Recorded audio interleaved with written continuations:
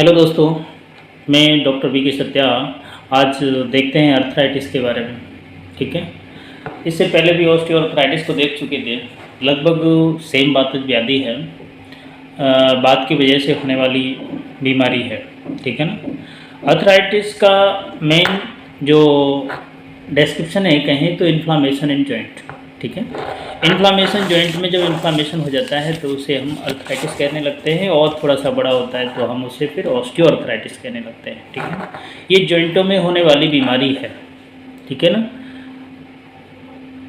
Osteoarthritis तब बोलते हैं थोड़ा सा इसका बड़ा रूप हो जाता है। ठीक है ना। इसमें होता क्या है, डिजेनरेटिव जॉइंट में हमें कुछ चेंजेस दिखाई देते हैं। अगर एक्सरा हम देखें किसी भी पेशेंट का तो उसमें हड्डी में हमें कहीं ना कहीं हल्की सी छिली हुई महसूस होगी, जो गैपिंग होगी। किसी किसी गैप बढ़ जाता है, किसी में गैप कम हो जाता है।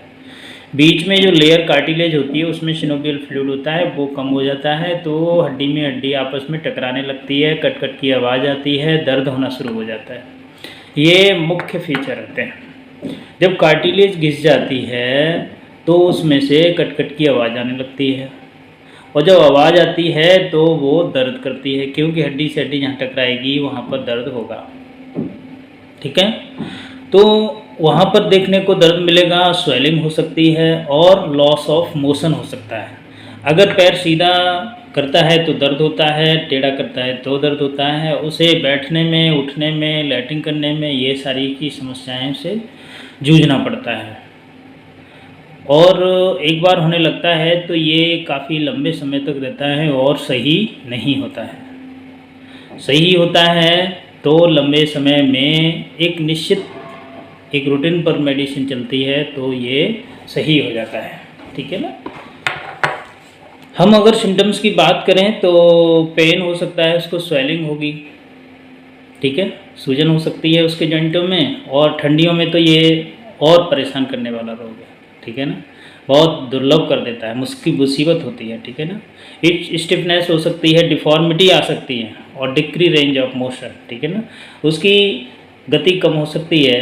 वो जिस हिसाब से मोड़ सकता है वो नहीं मोड़ता है, उठा सकता है उस हिसाब से नहीं उठता है, बैठ नहीं सकता है। ये सारी की सारी परेशानियाँ अर्थराइटिस के केस में आती हैं। ठीक है। लॉस ऑफ फंक्शन, वो जो काम करना चाहता है उससे नहीं होता है, वो चाहे हाथ बड़े जॉइंटों में हो, हमारे कूल्हे की हड्डी में हो, या हमारे घुटनों में हो। घुटनों में अक्सर होने वाला ये रोग है, मैक्सिमम लोगों के घुटनों में होती है। ठीक है ना, इसी से हम गांव देहात में गठिया भाई कहते हैं नॉर्मली लोग, वो थोड़ा सा अलग है। ठीक है, तो जब हम अर्थराइटिस के केस में देखते हैं तो किसी किसी में स्वेलिंग होती है, ज़रूरी नहीं है सभी में स्वेलिंग हो, इन्फ्लामेशन हो, ऐसा नहीं है। ठीक है ना। हाँ, जो सभी में एक मेन फीचर है वो दर्द है। ठीक है, दर्द सभी में देखने को मिलता है। ठीक है जी, तो दर्द मिल सकता है। अगर हम एक्सरा करवा के देख सकते हैं उसका, एक्सरे में हमें डिफॉर्मिटी महसूस होगी कि नैरो स्पेस हो गया है उसका, या फिर स्पेस बढ़ गया है। ठीक है ना, वो जॉइंट नहीं हो सकता है, वो जॉइंट आपका कूल्हे वाला जॉइंट हो सकता है। ठीक है ना। सब कोंडल ऑस्टियोफाइड या फिर सिस्ट वगैरह ये भी देखने को मिलती है, अलग अलग है। ठीक है ना। इसी के अलावा किसी को रूमेटॉइड अर्थराइटिस होती है, हम बात वगैरह बोलते हैं इनको, वो अलग अलग केस है। ठीक है ना। आयुर्वेद साफ कहता है कि सोथ संधि गते अनिले, जब बात हमारे संधियों में स्थान बना लेती है तो वहाँ पर शोथ हो जाता है, स्वेलिंग होती है, और ये वायु के कारण होता है। प्रसारण आकुंचन, प्रसारण मतलब फैलाना, आकुंचन मतलब उसको सिकोड़ना। ठीक है ना, पैर को लंबा करना, पैर को मोड़ना, घुटना, ये बहुत मुसीबत का काम हो जाता है पेशेंट के लिए जिसमें ये होती है। और वृश्चिकवत वेदना, ये सबसे बड़ा फीचर है। उसमें हमें जैसे कि कहना चाहिए, वृश्चिक बोलते हैं आपका बिच्छू को, बिच्छू ने जैसे काट लिया हो उस तरह का दर्द महसूस होता है। पेशेंट कहता है मुझे बहुत दर्द होता है, पैर उठाऊं तब, मोड़ूं तब, बहुत न सोते न जागते बहुत दर्द होता है। ठीक है ना, वृश्चिकवत वेदना होती है। ठीक है ना। टेस्ट इसमें हम आरए फैक्टर टेस्ट करवा सकते हैं। ठीक है ना, सीआरपी दे सकते हैं, ईएसआर देख सकते हैं, नॉर्मली सीबीसी वगैरह करवा के देख सकते हैं। उसमें यूरिक एसिड वगैरह भी देख सकते हैं, कितना यूरिक एसिड बढ़ा है। ठीक है ना, अगर यूरिक एसिड बढ़ता है तो ये प्रॉब्लम बढ़ती है। ठीक है ना। एक्सरे और ज़्यादा करें तो MRI, ठीक है ना। इसमें जब वृश्चिक पद्देवना शोथ हो जाता है तो ये ऐसे हो जाता है, ऐसा समझे जैसे कि हम फुल किसी से भरा हुआ बैग, ठीक है ना, हवा से भरा हुआ बैग या बॉल, तो इस तरह का हो जाता है हमारा जॉइंट। तो उसमें फील होता है कि ये बहुत दर्द है, इसमें सूजन है, इन्फ्लामेशन है, ये सारे के सारे कारण होते हैं। चिकित्सा की बात करें, चिकित्सा में मेनली हमें जो करना चाहिए वो स्नेहन स्वेदन करना चाहिए, ठीक है ना। और चिकित्सा से पहले अगर हम देखें पॉइंट को, हमें क्या क्या ध्यान रखना चाहिए जिससे कि ये समस्या बने नहीं या फिर इससे निजात मिल सके। सबसे पहले तो है कि हमें मोटापे को कम करना चाहिए। अगर कोई फैटी पर्सन है तो उसे मोटापे को कम करना चाहिए, ठीक है। दूसरा है जिसके कारण हो रहा है, वो मोटापा हो सकता है, निदान प्रवचन इसी को बोलते हैं हम।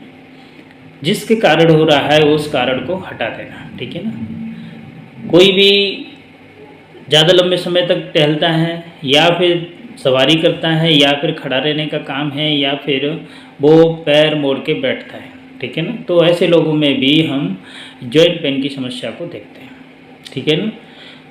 उसे जो गैस बनाने आहार हैं, जो गैस बनाते हैं ऐसे आहारों को नहीं करना चाहिए, अवॉइड करना चाहिए, ठीक है ना। फर्मेंटेड फूड नहीं खाना चाहिए, फास्ट फूड का उसे नहीं यूज़ करना चाहिए, ठीक है ना। अगर ऐसे यूज़ करता है तो प्रॉब्लम बढ़ती है, उसको सही नहीं होता है, ठीक है ना। उसे जो भी कार्बोनेटेड ड्रिंक आती हैं, लिम्का, कोको, ये सब आता है जो भी, उसको भी नहीं लेना चाहिए, ठीक है ना। अगर वो ऐसे लेता है तो इसमें कार्बोनेटेड होते हैं, वो अंदर जा कर के हानि पहुंचाते हैं, ठीक है ना। फास्ट फूड जितने भी हैं, ठीक है ना, वो नहीं लेने चाहिए। और एक और ध्यान रखना चाहिए, खाना खाए या फिर वो पानी पिए, खाना खाए या फिर पानी पिए तो उसे तेज़ी से नहीं पीना चाहिए। अगर वो तेज़ी से पीता है तो समस्या बनती है, ठीक है ना।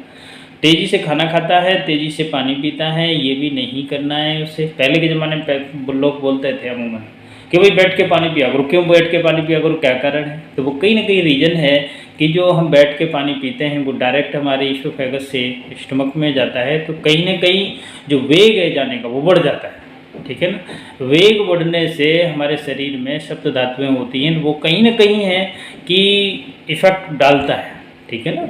एक साथ धीरे धीरे भोजन खाना, वो रस बनेगा, माउथ में ही बन जाएगा और एब्जॉर्प्शन और डाइजेशन शुरू हो जाता है माउथ से ही।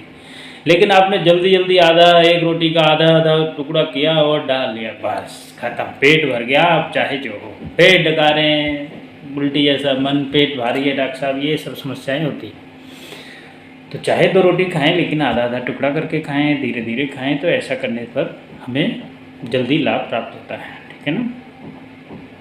प्रॉपर टाइमिंग हो खाने पीने का कि हमको भोजन लेना है तो टाइमिंग होनी चाहिए, दोनों टाइमिंग हो, खाना खाने की भी और सोने की। खासकर अगर हम अच्छी नींद लेते हैं तो हमें समस्या से जल्दी आराम मिल जाता है, ठीक है।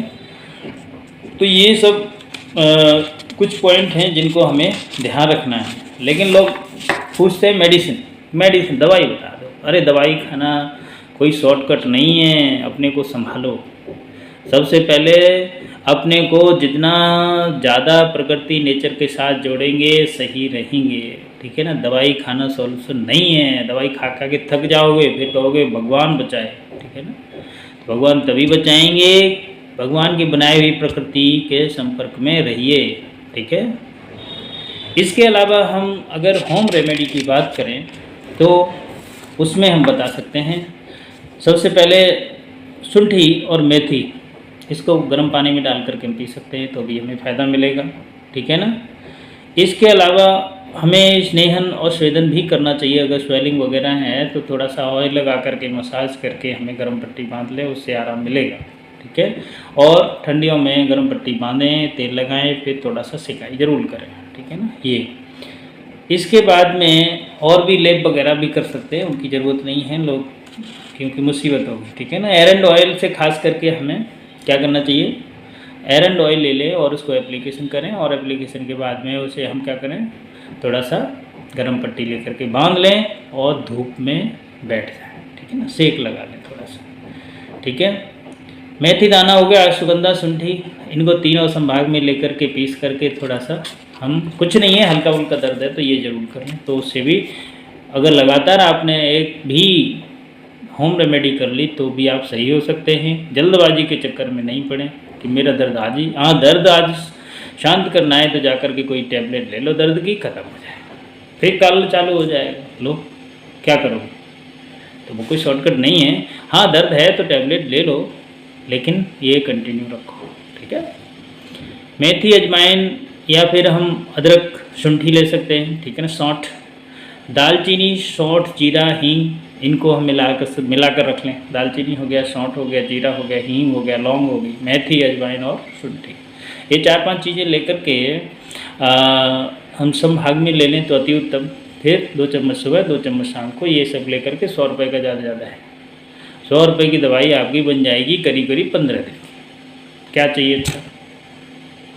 घर का। अभी सिद्धू जानते हैं, उधर रहने वाले पंजाब के, सिद्धू की वाइफ को कैंसर था।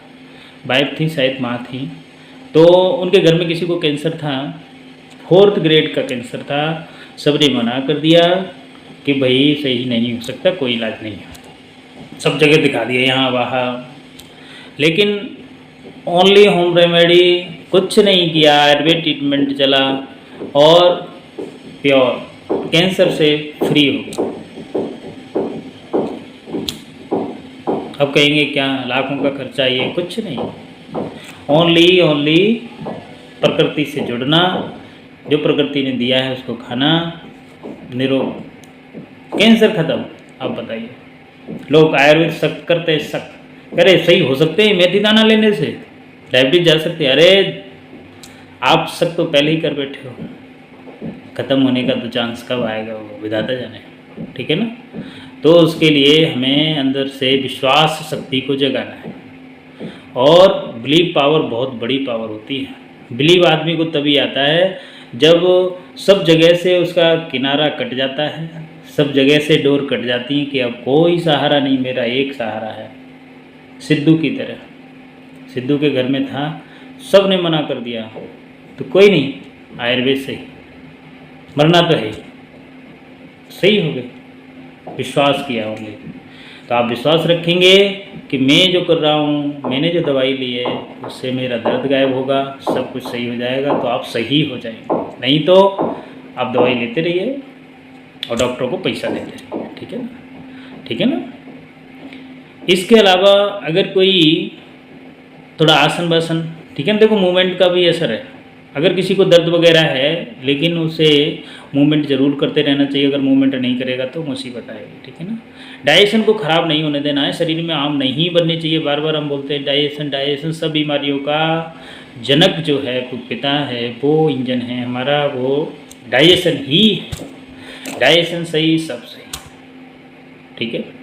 मेडिसिन की बात कर लेते हैं, अगर किसी को ज़्यादा ही करना है तो रासना विशेष चूर्ण आता है मार्केट में, ठीक है, उसको ले लें। नागर मोथा चूर्ण आता है, अजमोद आदि चूर्ण आता है, सुगंधागंध सब तो आता है, ये 3-4 चूर्ण ले, और शुद्ध शिलाजीत, ठीक है ना, 10 ग्राम ले लें।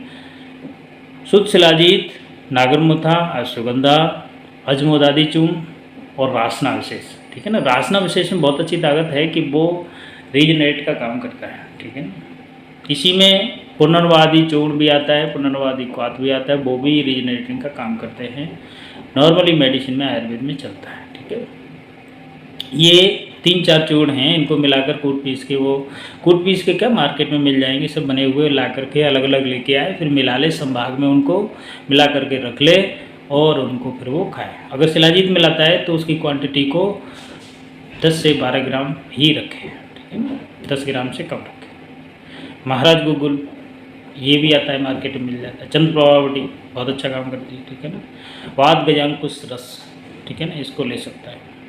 क्वाथ की बात करें तो 10 मूल क्वाथ और रासना आदि क्वाथ, महारासना आदि क्वाथ और 10 मूल क्वाथ, ये काढ़ा घर पे बना सकता है, सूखा ला सकता है, या फिर बने हुए आते हैं मार्केट में, ये ला सकता है, ठीक है ना। और एरंड ऑयल का तेल, ये ट्रीटमेंट है।